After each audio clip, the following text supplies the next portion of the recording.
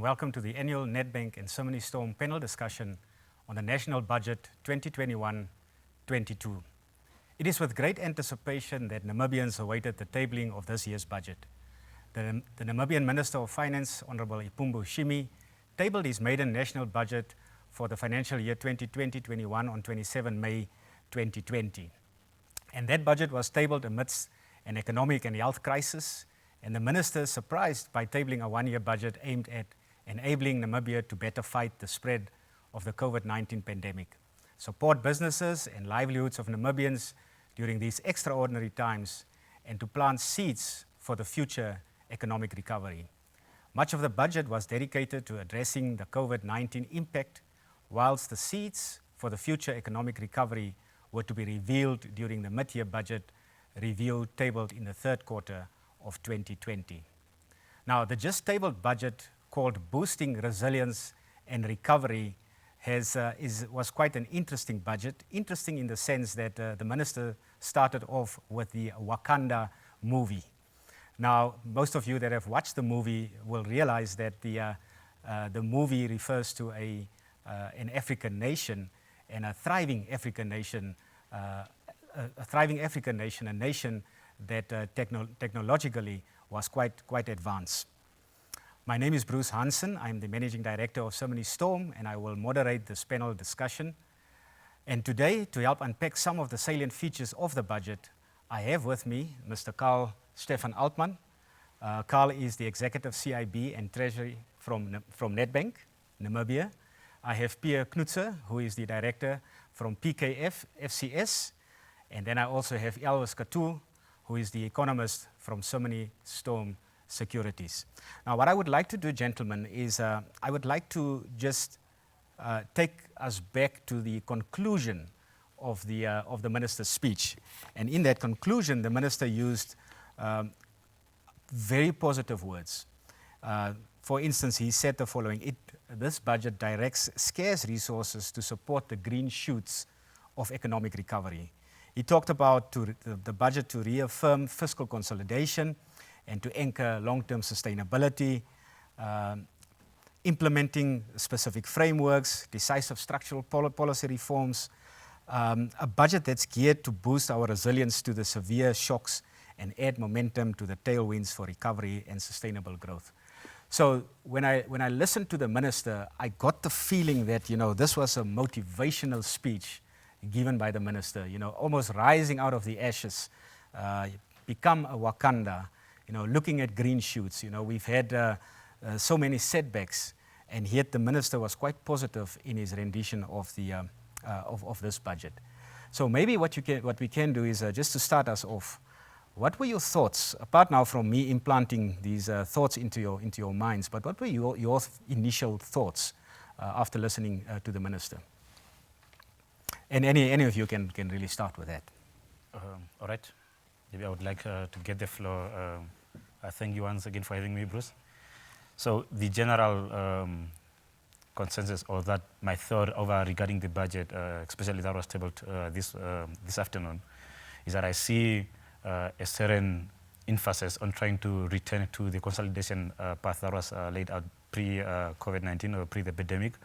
And so my thought in that regard really is the fact that I think to a certain extent the minister also kind of emphasized on the public and private sector to get together to try and revive the economy, and that it cannot only be left either to the public sector or to the private sector. So I think this budget was set up in mind of that. And more importantly, I think big emphasis were really focused on trying to keep that expenditure from ballooning, and trying to make sure that the deficit was a one-time hit thing that was done, or that was perpetrated by the pandemic. Mm-hmm. All right. Thanks, Elvis. Maybe from my side, and I think one of the cornerstones, if you want to go into economic recovery, is trust. And I think the minister, it's now the second, if you want to call it, budget that is put forward.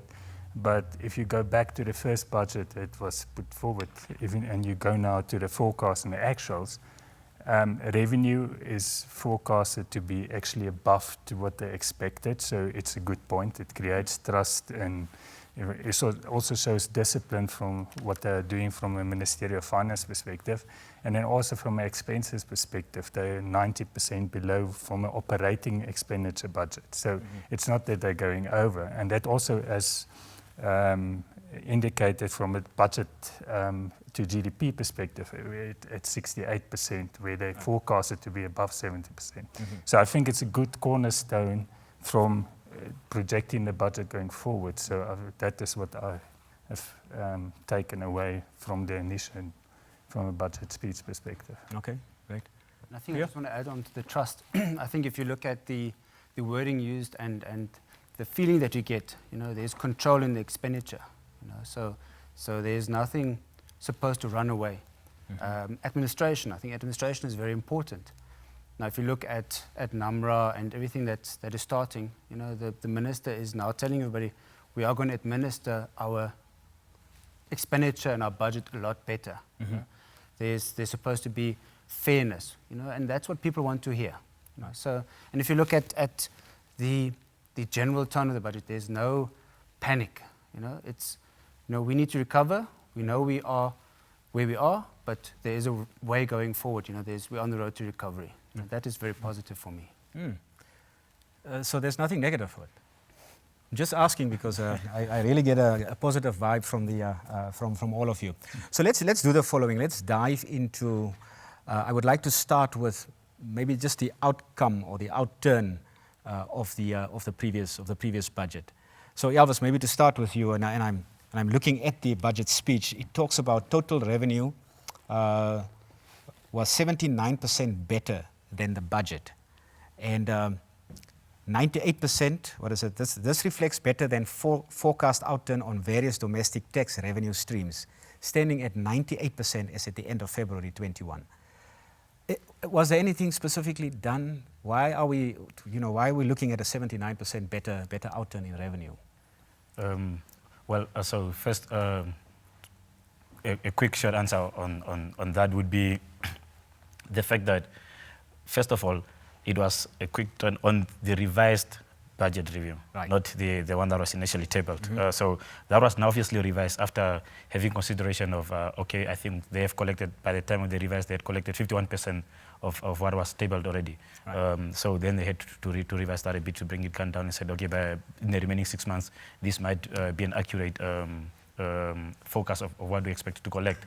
But to answer that more accurately, I would like to bring up a chart on the different classifications or different breakups of government tax revenues so that our viewers can quickly get a comprehension of what makes up these government tax revenues and how does the different makeup or the different percentages drive, and more specifically, how do they speak to what was collected and why we had such a big collection percentage in the years.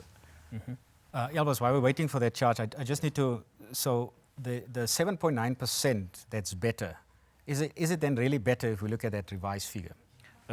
So that's what I'm saying, yes. If you look at the revised, it's much better than that, but not in the initially tabled one. Right. In the initially tabled one,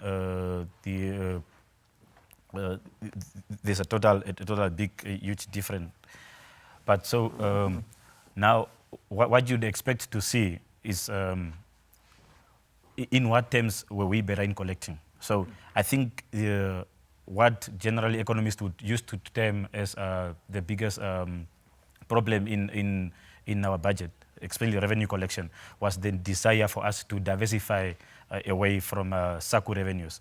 Right. But in this point in time, I think SACU revenues came to the rescue because the way SACU revenues are structured is what was due to us in this year, what's to be paid this year, was set 2 years ago. So the SACU proceeds that were received for the financial year 2020 to 2021, which ended in March 2021, in February 2021, was already decided upon in 2018. Okay. Right, so in 2019, so it jumps 2020 and then sets up for 2021. So in that regard, we're kind of guaranteed the kind of SACU proceeds that are coming, regardless of what happens in that 2021, the 2020 financial year.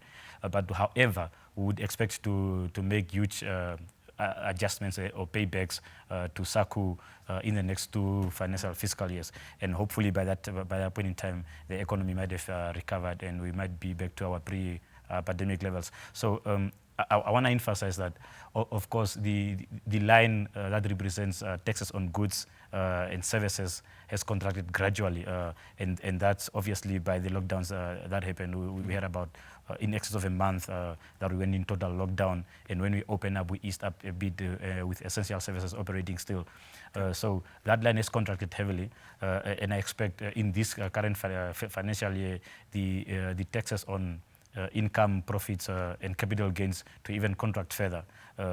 But however, as I said, what's due to us, to the Namibian government in terms of SACU revenue has already been set and agreed upon. And if anything contradicts that during the financial year, we'll have to pay it back in the next 2 financial fiscal years. Great. So let me stop there, gents. Any other comments on revenue and expenditure of the last budget? Oh, Elvis. Oh, yes. Slides up. So quickly, Elvis. Yes, the slide is up. So I would like to take the opportunity, Bruce, to introduce the Simonis Storm's expenditure index and the Simonis Storm's government revenue index. And what we see the representation there, the red line obviously representing the revenue index, is we see post 2013, as we step into 2014 and 2015, where there's a kind of a tip in revenue collection, while we see the expenditure just running up out of control. That now obviously necessitated the former Minister of Finance, Kalesh Ladvine, to now set up the consolidation path that he had targeted for 2016. That's why in 2016, we see that index coming down a bit and subsiding a bit just before it shoot up in 2018, going to 2020. And that obviously can be ascribed to the pandemic that had an effect on that. We had to spend, to try and make sure livelihoods were saved and the economy didn't go as much. But however, I want to bring the attention to the viewers to the revenue index. We see the deep contraction, deeper than ever expected or the slowdown in that index in 2018 in 2020 going to 2021.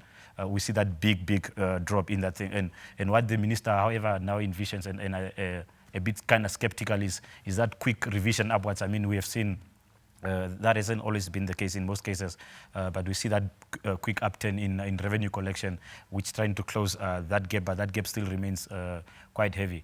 However, the most important thing here, why I tried to say I think this budget had a theme of trying to get back to the consolidation path, is you see the line almost flat lines post-2020. 2020 to 2021, you see the blue line, which represents the expenditure index, almost kind of flat lines. And that flat line kind of see that the Minister of Finance, Honorable Pumushimi, is trying to rein in expenditure and trying to make sure it doesn't run away while we have that big drop in revenue. Okay. So I would like to talk about that uptick in the revenue line. And maybe let's talk about some of the tax reforms, because with the tax reforms, we know that tax is a revenue stream for the government. So some of those things were introduced, or at least the minister mentioned it last year, and I think even before then. Were you surprised at some of the introduction, some of the tax introductions, Pierre? Bruce, yes. In terms of there were a number of proposals tabled by Honourable Minister Schlettwein a number of years ago, and it caused quite an uproar. A lot of people came to the table and started consulting with the minister, and last year actually Honourable Minister Shimi actually indicated in his May budget speech that everything is on hold and he'll do the consultation process. And I'm very excited to see that he's actually consulted with the different stakeholders. Yes. One of the items that I did not really expect was a 10% withholding tax on dividends, on local dividends. But I'm guessing that will go hand in hand with a potential reduction in tax rate. So that's a phenomenon that you would have seen in countries that have developed or introduced the 10% withholding tax, is where they've reduced the tax rate, the company tax rate, and then up the withholding tax. Now, the main reason for that is obviously for people to reinvest in their own company. Okay, so after tax profits, what do you do with them? Either you declare them as dividends, so you sort of strip the company, or you use them to build the company. So the idea is, okay, let's reduce the tax rate, let's have more money available to use in the company. But you know what? Once you take the money out of the company, that's where I hit you. So I really hope that the tax reduction or the corporate tax rate reduction will be there, because otherwise our final tax will just be enormous. Yeah. You know, if we compare ourselves with many other countries in Africa and internationally, we've got a very high corporate tax rate. All right. Carl, what's your take on that? So I would actually agree that it will create that if you want to call it, investor is reinvesting in the country. And in essence, I don't want to say they are forced because of if they take out dividends, but there's various other initiatives that will also create this consumer confidence, and which we can also touch later on, that will create that additional investment in companies. Maybe, Bruce, the other thing that one has seen as positive, obviously, is your expenditure control, but your development expenditure was actually controlled within 80%. So one can actually argue, is it a good point, or are we taking away from future investment into the country and future development, and from a short-term perspective? So it's a, if you want to call it, a fine line on that item. So I think if one take away, as you said, is it all good? I think that's one of the items which one must monitor closely going forward, to not take away from that expenditure, because you're taking away from future development in the country itself from a development finance perspective. I just want to quickly touch again on the, so for the men on the street, for John and Joan, what is this, when we talk about tax, and maybe if you can put it in layman's terms, what does it mean for the individual? Now, we talk about tax on dividends, and that presupposes that you probably have a business. Yes. Or you may have some kind of investments. So maybe if you can just, Pierre, if you don't mind, just give us a bit of a layman's term. So for most business people, a dividend is a return. So you have different returns on your investment. So you invest in your company, you want a return. So one of the returns is a possible share growth or share value growth, and the other one is the dividends that you receive. Now the issue is that now you're paying 10%. Well, there's a 10% withheld on your dividend. So that potential money that you're getting might be lower.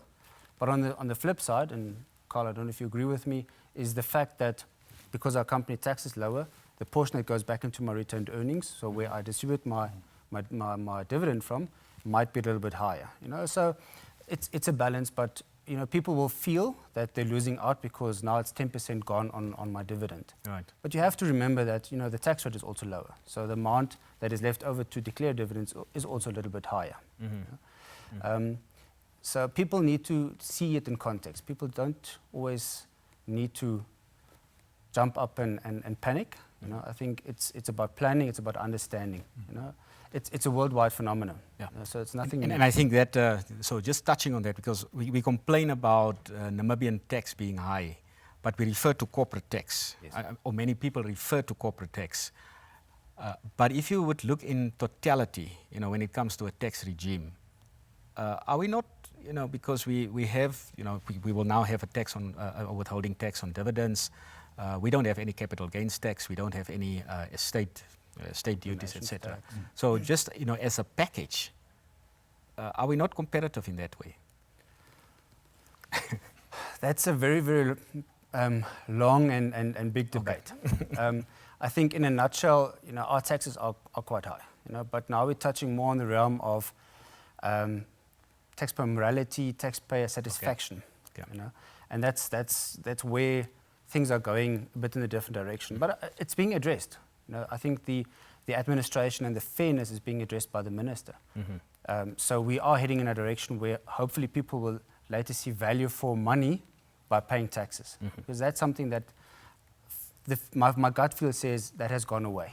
People feel they don't get value for money, and we always compare ourselves to our neighbors, and we compare ourselves to our European counterparts, or American counterparts, with massive healthcare systems. But I mean, those economies have been running for a longer time than ours. We really didn't have the time to build up those reserves that those countries have, to enable us to have this big healthcare system or retirement system or any of those things.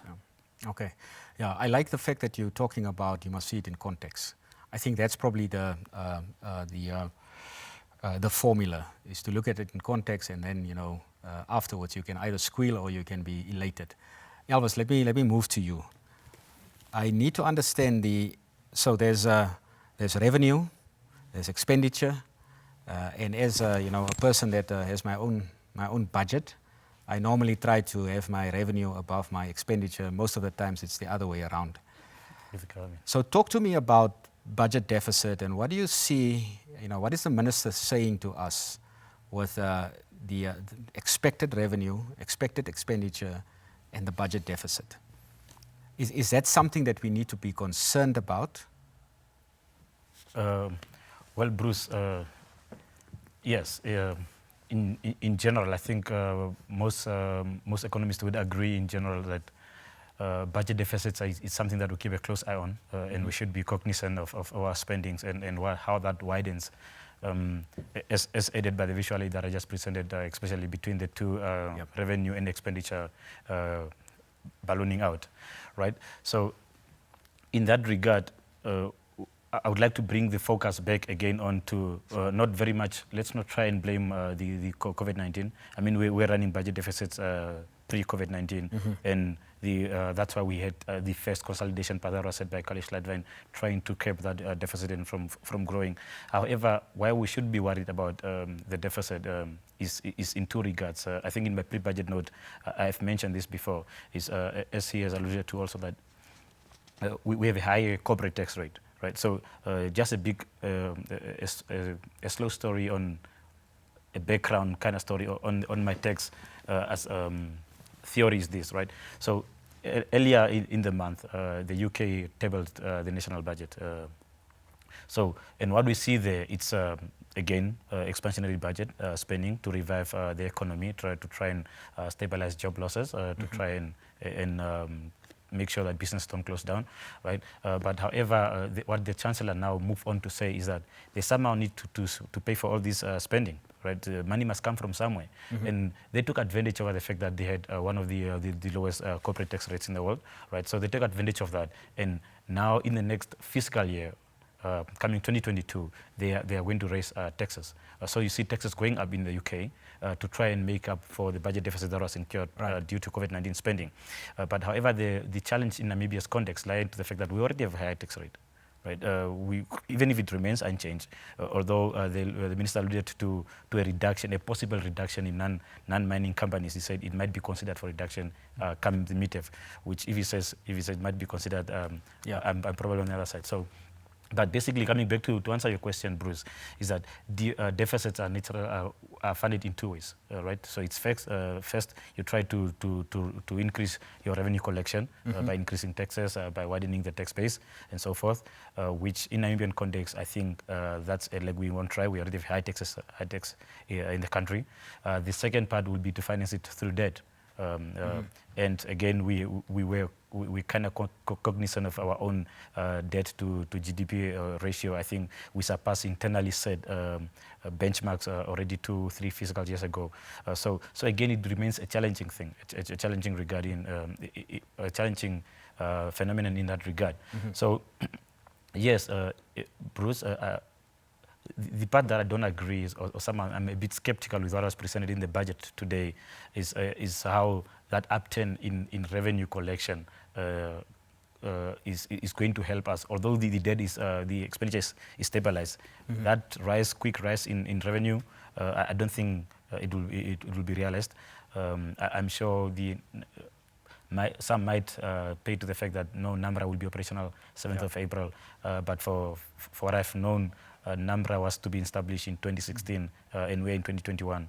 And even after establishing, they probably need a year or two to just, kind of implement the systems and so forth. So in that regard, I see heavily where our debt our deficit will be financed by debt. Okay. However, now what I've picked up in this budget that's a bit different is that they now have a special line of credit from the African Development Bank that's just specifically to fight COVID-19. That stood at 1.5 billion or so. So in that regard, I think maybe our debt, although it's growing, the debt servicing cost in that regard probably is reduced, or we see paying less for that debt than what would have otherwise been in the bond or the bond market. All right. Thanks, Elvis. Carl Stefan, let me put you on the spot here. NAMRA. So, we've been hearing about NAMRA. We now know that there's a chief executive officer, and the launch is now diarized for the 7th of April 2021. Is this something that we can, for 2021, will NAMRA do justice to its existence? And if I ask that, I'm asking it in the context of, will they be able to collect the revenue that they must collect? The reforms in tax administration, etc. So maybe if you can give just thoughts around that. So maybe just from my perspective, and if everything works out what is planned from a NAMRA perspective, I think, as we indicated, we cannot increase the, if you want to call it tax or tax brackets and all those things. But what we can do is widen the net from a NAMRA perspective to be more efficient and collect from the people that tax is due. So I think there must be more diligence and processes and controls, and I think that would be. The other thing is efficiency, and also what has been covered in the budget speech today is obviously from a VAT perspective. If you can get that turnaround time from when refunds is going to be paid out, it will actually go back into the market and it will stimulate the economy. But what's currently happening is, and from a banking perspective, we have various clients where the VAT is just not refunded. Right. Where they are being audited, has already been audited, but the payments is not done. And that is funds that is kept outside, if you want to call it, the economy, and it cannot work to get the economy going. Yeah. So I think that's, if one can improve that process, can widen the tax, if you want to call it, base that we're collecting from, I think it can already improve a lot regarding to from a tax perspective. So you don't have to give additional tax if you can just improve your efficiency regarding to the tax. And I think that's the idea of a NAMRA perspective. Yeah. Because I would like to, Elvis talks about debt, and when I hear debt, my hairs raise. But we do have a potential instrument, a potential vehicle in NAMRA to give us a bit of a soft landing in respect of debt funding or debt financing.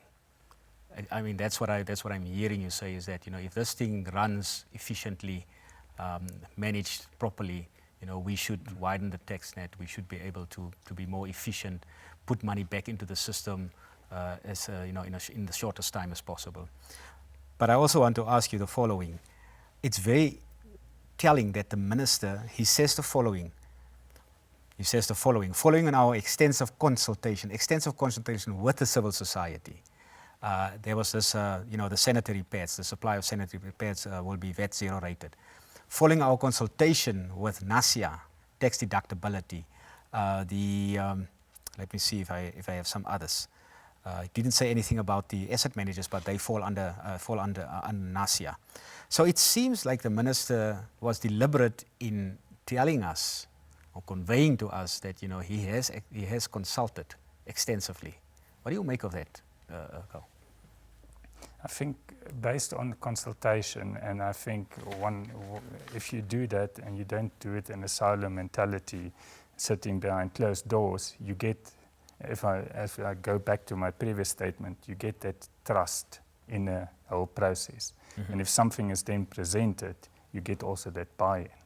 So I think it's a good approach from this consultation perspective, and then with the various sectors in the economy to consult with it. So it's from my perspective, it's a good point. Good point. Okay. I wanted to say something on, sorry, Elvis, do you have something? Yes, please. I just want to add on that consultation, consulting the private sector. I view it extremely important. If we go back that pre-2015, when the government was running up all these expenses, I think the government used to be the biggest player in the construction sector. Right. when economists are sounding alarm bells around government expenditure just ballooning out of control, which necessitated the first physical consolidation that was laid about. I think the lack of consultation there now, the private sector was left with the heavy burden of trying to carry the economy now. Because the government was a big player in the economy, especially in the construction sector. And when the budget and sorted around just the central government trying to cut their expenditure, trying to slow down investments into infrastructure or into the construction sector specifically, we saw that it had negative consequences in the economy. We started contracting in 2016, 2017. We saw a big slowdown in economic activities, and that's because of the nature of set up in our economy that the government usually used to be, or is currently still, the biggest player in the economy. So when we have these private-public dialogues, it encourages them to say, okay, so we're expecting this and that in the midterm from the government, especially regarding expenditure framework and putting money into the public sector. So how can the private sector come to play and make sure that the burden is split equally between the private and the public sector? Right. So that's why I value consultation really, and I think it was like the driving force in this budget. I saw even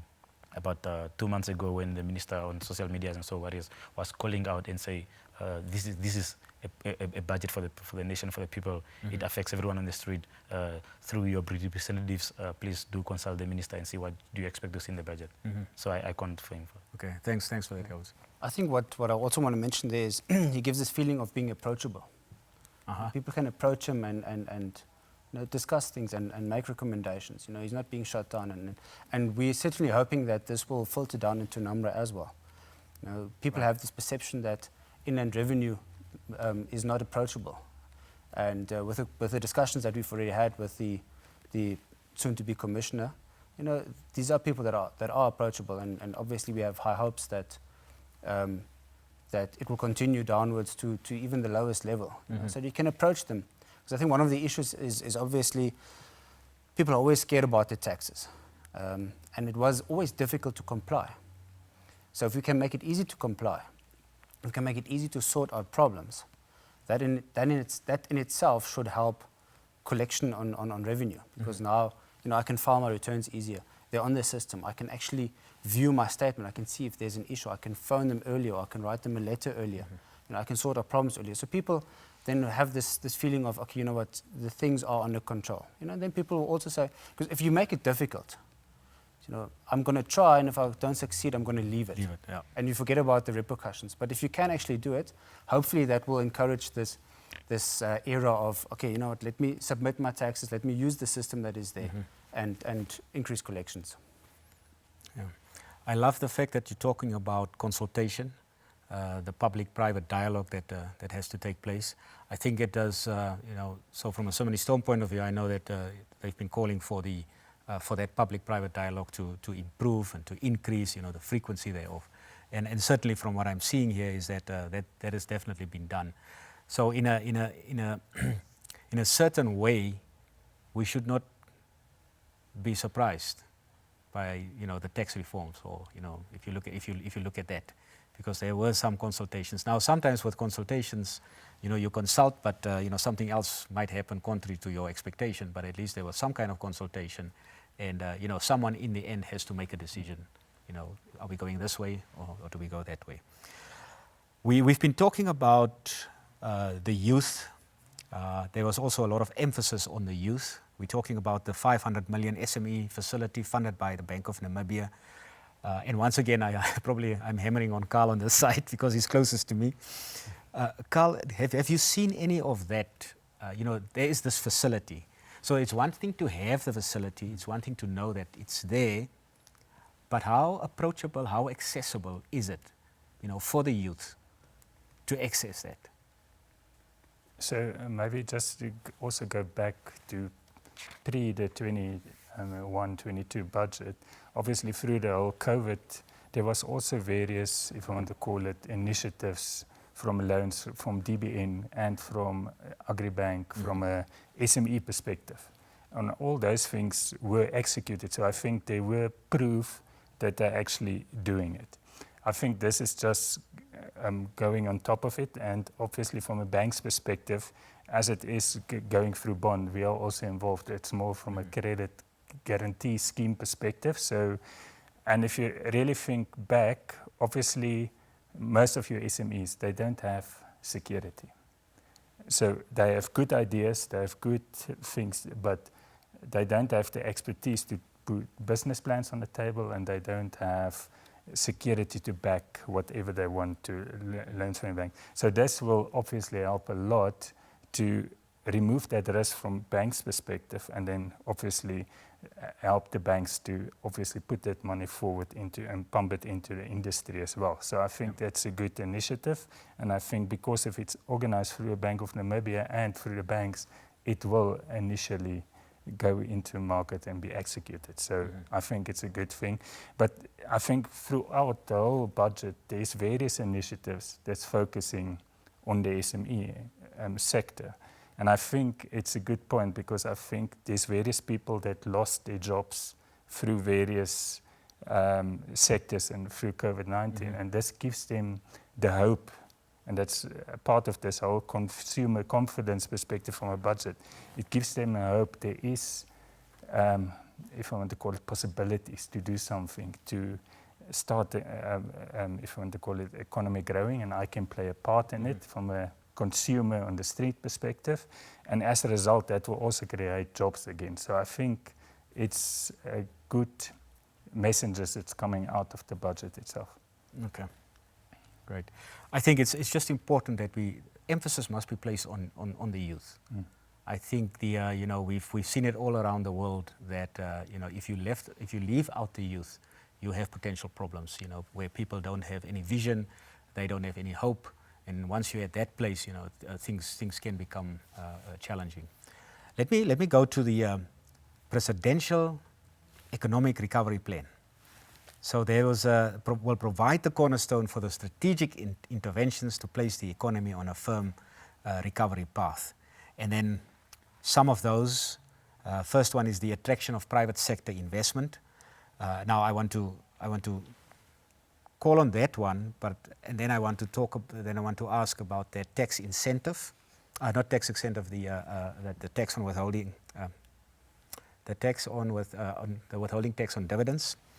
I also want to talk about the special economic zone, and I want you to tell me a little bit, not tell me a little bit about that, but we've had export processing zones. Now we have the special economic zone. How would that then be different from the others? So what I'm reading from this is that we would like to attract private sector investment locally, but also internationally. And it seems like the special economic zone would help with that. I think one. The other one is that could a tax, withholding tax, could that be sort of a stumbling block? So talk to me about that in terms of the reforms to ensure that we have that. I think the Minister also talked about the conducive policy environment that needs to be established. So what do you think about that Presidential Economic Recovery Plan? Yeah. Maybe if I can jump into the special economic zones question. So there was a enactment or Income Tax Amendment Act where certain sections of the Income Tax Act were repealed, and they were specifically targeted at the manufacturing industry. So there were a lot of incentives in the manufacturing industry that were now taken away, and also with the existing EPZs. Now the reason why it was done, and the Minister actually mentioned it in his speech, is to get off that EU list, the bad boy list. We need to get off that, because that's just a hindrance. If I can maybe answer your question on what's negative, I would have hoped that he would be a bit more specific on what are they actually planning with the SPZ. Yes. People want to know, because it has been a process. So in December, they've actually enacted it, but the wording of the act is of such a nature that people are more confused than anything else. So there needs to be a few changes in that, but nobody knows what's the next step. So we're missing that. And to then say how much will the 10% withholding tax have an influence, it's difficult to say without knowing what other incentives there will be. And the SPZs later on. Okay. Elvis? Well, My take on that is the intentions are good. It's indeed good, yes, but from an investor perspective, what we have seen over the years is that investors don't like uncertainty. They'd like to know for sure this is what's going to happen, and then plan their business plan accordingly, if I may say.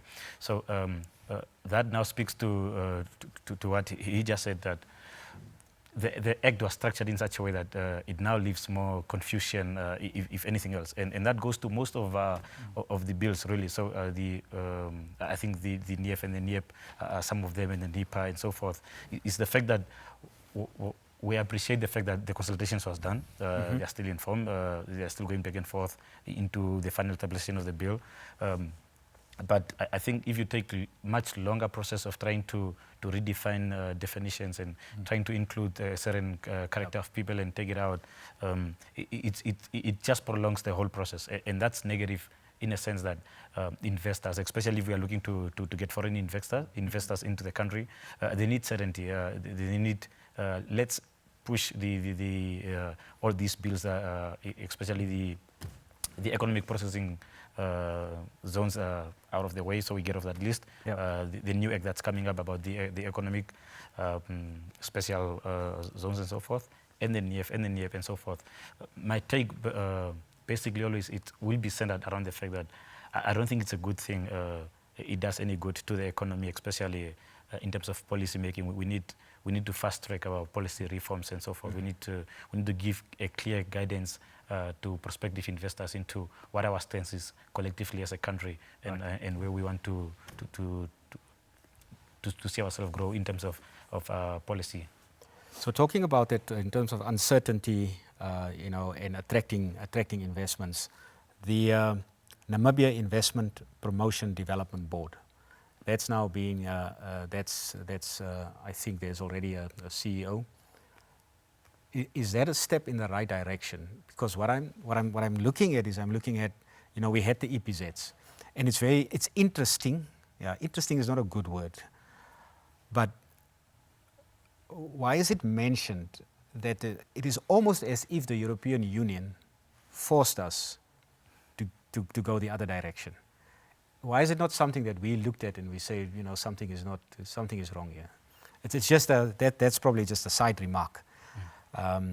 But is that a step in the right direction to have a body, and this body to look at all the acts and try to harmonize that? Carl? I would say yes, but I would also agree with Elvis regarding to there's various initiatives of various policy reforms through the budget speech, but the quicker it can be implemented, acted on, the better it will be. Then it creates the certainty from a foreign investment perspective. As long as it's just an idea on paper, there will still be uncertainty. But through, if you want to call it, there's already various, if you want to call it, meeting schedules that I know of about the NEF and NEP perspective. They want to consult again. Yep. So the quicker it can happen, and the quicker we can resolve all the uncertainties with the stakeholders, that the process that has already started to consult, I think the better clarity we can have and certainty going forward. State-owned enterprises and the reform thereof. It's also been a theme for the last 5 years. MTC is finally on the cards. Government exiting or partially exiting from that. What about other state-owned enterprises? And it's now, there's MTC and there's Air Namibia, because that's the current one. Is this? Can we rely on the evidence of the two, that this will happen more and more going forward? Because I haven't, apart from the fact that the minister said, there's a technical committee on the implementation of the wage bill, for instance, and CIMAS, but it was a bit silent, and maybe I've missed it, but it was a bit silent on state-owned enterprise reform. Your take on that? So I would like to jump in there. And Bruce, I think you did really justice there by trying to point out the two, right? The success story, the MTC story. Yes. Going to list now, providing opportunity for the public to be part of the success. And then the big failure, the Air Namibia, which is currently being under liquidation. So if you look at it in that perspective, you would see, so just from the far side, the ownership structures. The government at a certain point in time has its maximum of 49% shares in MTC, with the other 50 being held by the private sector, whether it was, I think about 50% was a foreign investor and so forth. So I think the evidence there speaks for itself. It was, I think private capitals can run more efficiently and more effectively than public capital or than the government. So in that regard, it says, do we see more from previous budget tables? It's easy. You can just go to the previous budget tables and you see there's a huge section on transfers to state-owned enterprises. And Air Namibia was just one of them. Namibia, to mention a few, are still the likes that needs to get that operational efficiency and more of deploying the capital or trying to get that return on capital correctly. So now why I specifically mentioned that Namibia, it's not necessarily because of the 4 locomotives that derailed yesterday, but but basically because I think, see, when we do consultations, so the government is an aim of being a logistical hub, right? So logistical hub, I think in earlier this month it was reported in the paper about over 700 vehicles imported into the country. None of them were local destinations to Botswana, Zimbabwe, and so forth. But once they enter the hub, they need to be transported on roads or on rails, right? Apart from Namport being another parastatal on its own that will run the ports, there's Namibia, right? So in the same vein that I see, there was a delegation that went to Dubai to look for investors into running the port and the new facilities and so forth. I think the same also needed to be taken. It's time to put some of these key infrastructure holding public enterprises up for public-private management. Right. So let me just I'm mindful of the time, and I want to get to the allocations as well. But let me dwell a little bit on this point.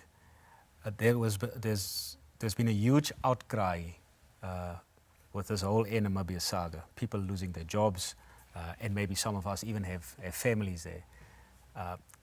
How do you balance that now?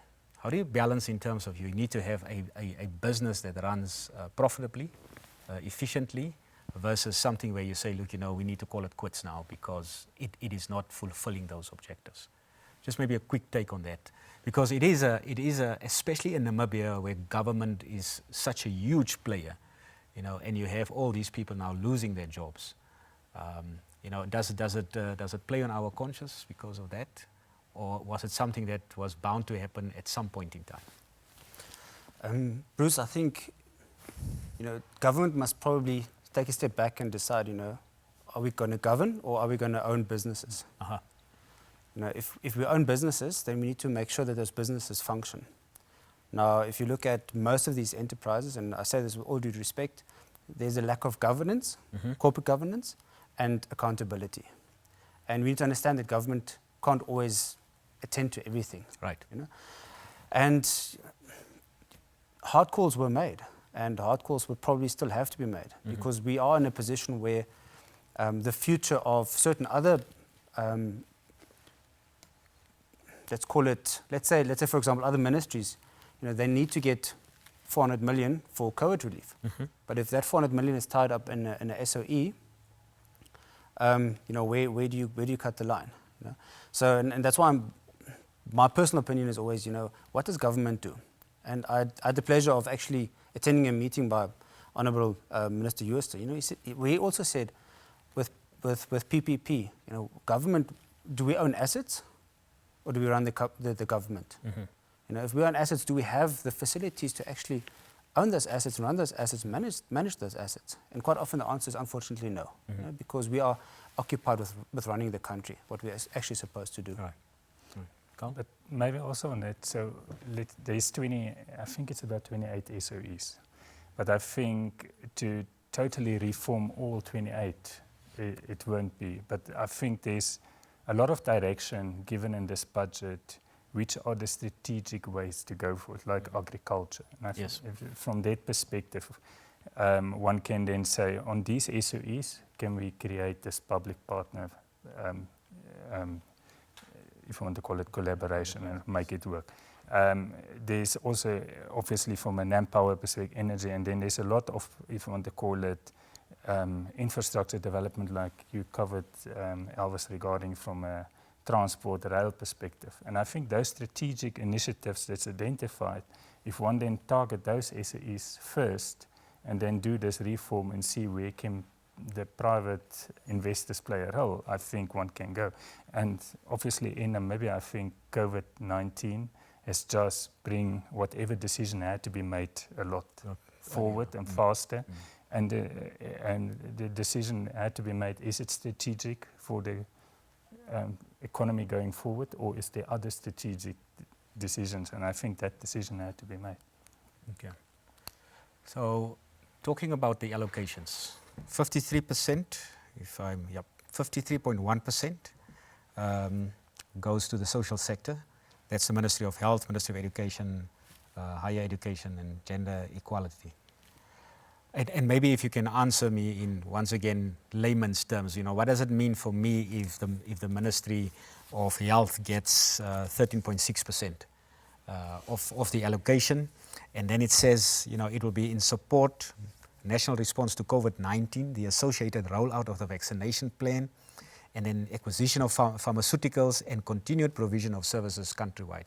So my main question around that is, yes, okay, so we want to, for the man on the street, what does it mean? But if I look at the breakdown, I want to know, will more of this go for COVID-related matters, and whilst we're sitting with a deteriorating health services, and how, is that, do you see that there's some kind of balance? We have about 8 minutes left, gentlemen, so I need you to... Maybe just a comment from my side. So, in one side, you make a point regarding to, well, most of it maybe go to COVID, but on the other side, if you really think about it, if one can create this herd immunity from a, if you want a vaccine perspective, Yep. it can have a faster recovery from a tourism perspective. If our country is far open spaces, it's safe and everything, and you can create this comfort from the European countries, Namibia is safe, and it can create this tourism, or can unlock tourism again faster than if we would have prolonged the investment in COVID vaccines. So I see that also as a positive, and from a economy perspective, I think Namibia has suffered a huge, if you want to call it, GDP deficit as a result of, if you want to call it, tourism, and if you want to call it, all the other industries that's linked into it. So I think some of it can create a positive outcome. And obviously, if most of the expenses is then going into COVID, and if you want to call it, the recovery from a vaccine perspective, and then it can also hamper some of the investment into normal health sector, hospitals and everything. So it can have a negative impact as well. Yeah. Yes. Anyone? Yes, sure. Just in quickly, there it's it's 30 seconds. I'm counting now. Right, so just in short, in terms of crisis, the poor part of the population, or the poor population, tends to get hit hard. Right. That's the hardest hit, right? So in that regard, you'd always see, as the global trends have been, with the US trying to stimulate the economy in the UK and so forth. Namibia is no exception, and that's why the social sector really that pays health, obviously health now, because it's a COVID, it's a pandemic-related thing, and then again education in that sense. So yes, in that regard, you'd see government trying to play a much bigger role into trying to save livelihoods, because most businesses are closing down, people are getting retrenched and so forth, and then the government will be stepping in to make that safe. So in that regard, yes, I would have expected the social sector to always have had a large share of allocation, and especially to the health and education sectors. Okay, Pierre? Yes, very quick. I think what I'm hoping out of this, and there's probably hopefully upside on the whole COVID pandemic, where we used to spend money, just spending it, if I might call it that. Hopefully now the government has identified certain areas within education, within the health environment, where they now know they need to start spending the money there to build up again, because we know a lot of our hospitals are in disrepair, and, if we now know, okay, let's focus on those things. Okay, let's spend our money there, and let's just move on. I think that's very important. Especially with education, I think a lot of things have changed. We've gone to the virtual education. Now we know we need to spend the money on that. So let's hope for that. So what I'm hearing is that there needs to be discipline. The minister mentioned that there's specific targeted areas. There needs to be discipline. There needs to be management. There needs to be execution. Because, and I want to jump to Elvis. Any green shoots, in terms of what I've just said now, is there anything that you've seen in the budget that will trigger this economic growth or this resilience that the minister is talking about? Yes, so obviously I was quite surprised because if you read the papers today, I think our pre-budget note was recovered in there, which said we're calling for a reduction tax rate, and although it's contrary because now it's obviously we are collecting less, we reduce. The minister have alluded to the fact that there is a reduction on the cuts for non-mining companies. Yep.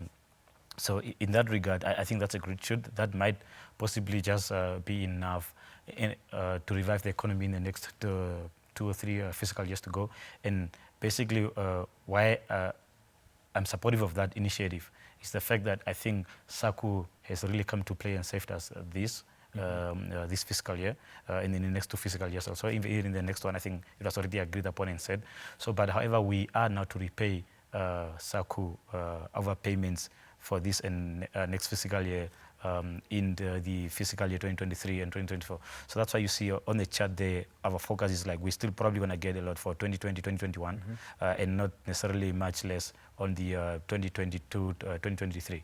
But however, we see after that repaying back, we're expecting the non-mining companies to maybe come to the party and play and see. So this is a step in the right direction. That's one green shoot if I have to take away anything positive from this. Really. Okay. We're running out of time. Gentlemen, anything that you can take from this budget that you say, great, this is something that we really can build upon? I would say the fact that the minister keeps mentioning fairness and equitable taxes, administration and compliance. I think those are the cornerstones of an efficient tax administration system. Okay. And then maybe from my side, I think there's various initiatives we want to sum it up regarding to get the, if you want to call it, the economy going again. Obviously, the tax reduction from a corporate tax rate, so to stimulate that, obviously encouraging savings. I think it's a good thing. It's coming for 2 years already, I think, or almost 3 years, but I think if it's implemented, it will encourage savings, and then that will promote investment again into the country. Obviously, the VAT process, and there's various others regarding to from a SAE perspective. If they get that policy reform going, it can have a huge impact from an economy perspective. So there's various initiatives which is positive to create consumer confidence, and that will else create some recovery in the economy as well. Do you think we should give the minister that time to, let's say, for instance, public debt increases, but there are some other components in place to make sure that, in a year or 2 years' time, that debt will decrease because the economy is on a better footing. Is that what can we give the support to the minister, or should we say, look, you need to sort out things within the next year or 2? Good question. I would say if the policy reforms is implemented as quick as possible, that will create recovery in the economy, and then it will can result into bigger growth in GDP, and that will result. But I think the policy reforms is an important part. If one can do that as quick as possible, that will create certainty, and then it will create foreign direct investment. I think that's from my perspective. I think if we look at Elvis's graph, and what Elvis has alluded to, I think if we can maintain this upward revenue growth, then we've got a bit of time. But if we can't, obviously we need to get our ducks in a row a lot faster. Yeah, maybe as a closing remark in that, since I think something that has always eluded me from the College Sladvan era when it targeted expenditure, to me it's like, so there's a thing of the expenditure multiplier thing. If you spend, and you spend in the right and correct sectors, that will then be like a good foundation to kind of accelerate economic growth and foster or boost economic growth and support business recoveries. So in that regard, I think my final words to the Minister is to pay more attention into spending into the right sectors that will perhaps have a multiplier effect into the economy. Gentlemen, thank you very much. Our time has run out, and I would like to say to the viewers, thank you very much for tuning in. I think what we're hearing is that let's support the Minister in what he's currently doing. There's a lot of positivities within the budget, and each one of us will have to work towards a better Namibia. So let's give him the support. He is looking for cooperation. He's done it, and so thank you very much. We appreciate you watching our panel discussion. Thank you and good evening.